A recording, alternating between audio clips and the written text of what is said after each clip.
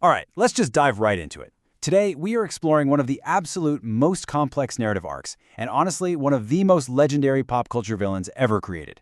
We're looking at the climax of the Fourth Shinobi World War. It's this sprawling, intensely chaotic battlefield that brings together literally generations of characters. But right at the dead center of that massive storm sits one man, Madara Uchiha. So in today's Explainer, we're going to totally dissect the anatomy of this iconic anti-villain and see exactly how his arrival completely shifted the entire landscape of this story.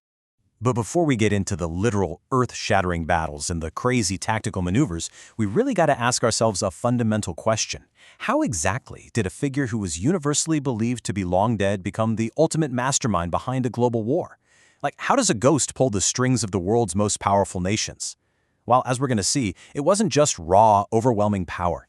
It was this terrifyingly patient and deeply, deeply cynical ideology that allowed him to essentially weaponize history itself. To wrap our heads around this sprawling conflict, we're going to break this explainer down into 5 key parts: the ghost of the Uchiha, origins of the conflict, the infinite Tsukuyomi plan, the Fourth Shinobi War, and finally, the ultimate climax. Starting us off with Part 1, the ghost of the Uchiha, the arrival of a legend.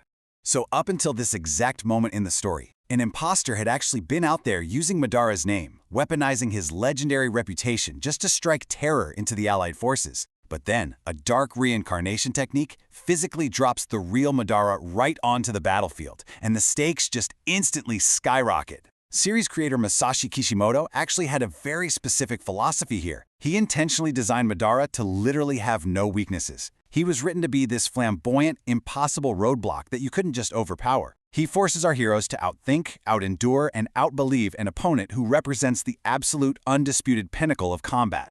And you want to know how this story illustrates that terrifying power right out of the gate? Within moments of showing up, he casually drops not one, but 2 giant meteorites from the sky.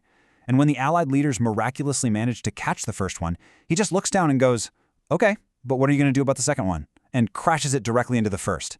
It's the ultimate statement piece. You are no longer fighting a man, you are fighting a force of nature. Moving right along to Section 2, origins of the conflict, a child of the battlefield. Look, nobody is just born dropping meteors on people, right? Madara's life is actually a profoundly tragic arc.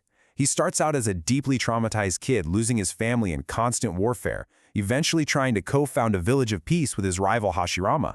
But over time, he loses faith in that dream. He defects, fights his rival, and is supposedly killed. But in reality, he survives. He spends decades unlocking new, godlike powers and living as this vengeful phantom in the shadows. Also, he can groom a proxy, Obito, to carry out his master plan. It really all boils down to this intense ideological clash between the 2 village founders. You have Hashirama's optimistic collaboration going head-to-head with Madara's trauma-induced cynicism. Hashirama genuinely believed that if you brought warring clans together into a single village, you could foster understanding and actually end the bloodshed. Madara, who was suffering from what we would absolutely classify as profound PTSD from losing his brothers, looked at that exact same world and concluded that humanity is just inherently broken. He believed that as long as free will exists, humans will always, inevitably, choose violence. Which naturally brings us to Section 3, the infinite Tsukuyomi plan, a morally ambiguous vision. That incredibly cynical worldview, that's what gives birth to the foundation of this entire war, the infinite Tsukuyomi. It's essentially a planetary illusion. Madara's grand overarching plan is to resurrect a mythical apocalyptic beast, project his own eye onto the moon, and then trap literally every living person on Earth in a perfect eternal dream state. A matrix where wars don't exist, and there is absolutely zero pain. Now, obviously, Madara's methods are utterly undeniably ruthless. But, and here's what makes him such a top-tier antagonist, they are driven by a twisted, yet entirely genuine desire to save humanity from the endless cycle of violence that he personally had to endure. He challenges the heroes, and honestly, he challenges us as the audience with a really profound philosophical dilemma.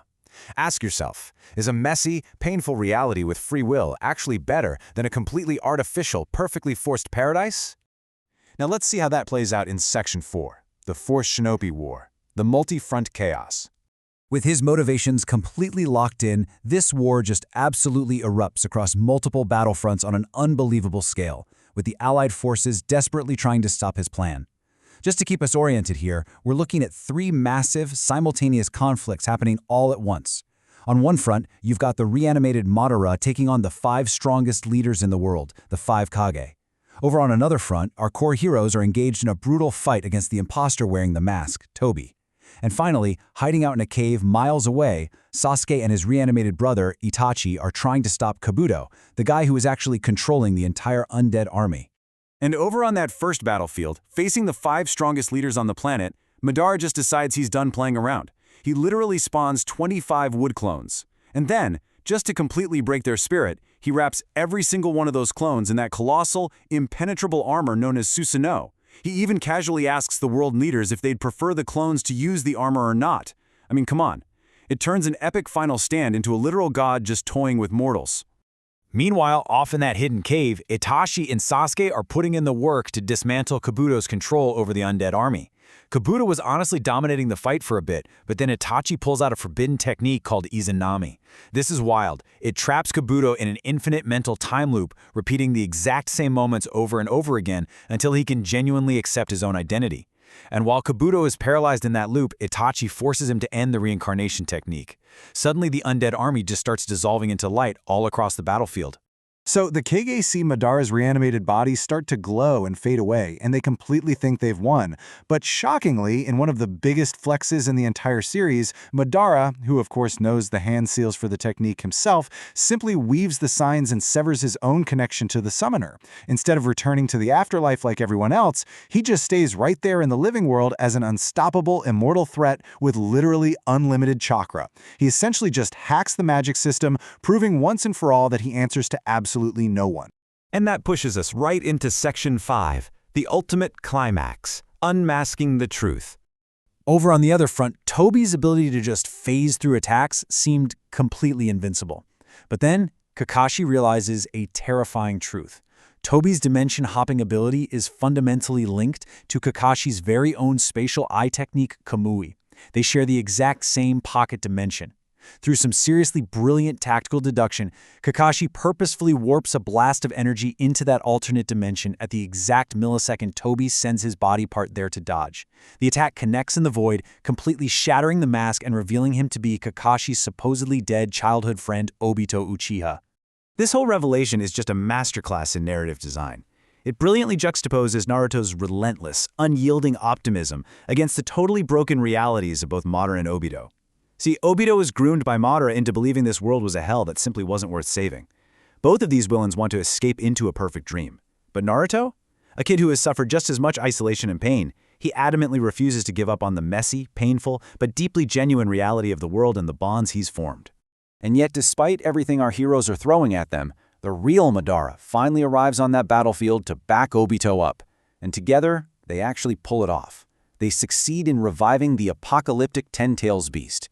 It emerges as this grotesque, world-ending monstrosity, throwing down a very real, terrifying signal that the heroes might actually lose this thing, and the infinite Tsukuyomi might really be cast.